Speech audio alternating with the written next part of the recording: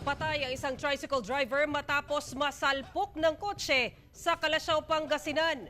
Ang insidente sa pool sa CCTV.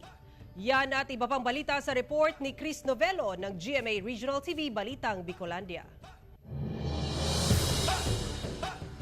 Sa kuha ng CCTV camera sa kalsada ng Barangay Bued, Calasiao, Pangasinan nitong Mayo 13, makikita ang tricycle na pumasok sa kanang linya ng kalsada mula sa kanto. Maya-maya pa bigla na lang sumalpok dito ang isang kotse. Sa lakas ng impact, tumilapon ang tricycle kung saan binawian ng buhay ang driver nito.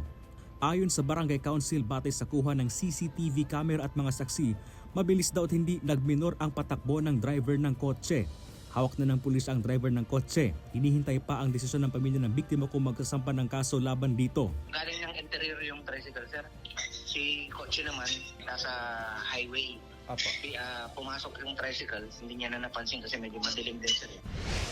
Sa CCTV footage na ito, makikita ang isang lalaki na nakatayo sa kabilang kalsada habang sunod-sunod naman ang dumadaang sasakyan sa kalsada sa Barangay San Vicente, Viraca, Tanduanes itong Mayo 10. Nang biglang tumawid ang 27 ayon sa lalaki na pininiwala ang nakainom hanggang sa nabangga ito ng dumaang truck.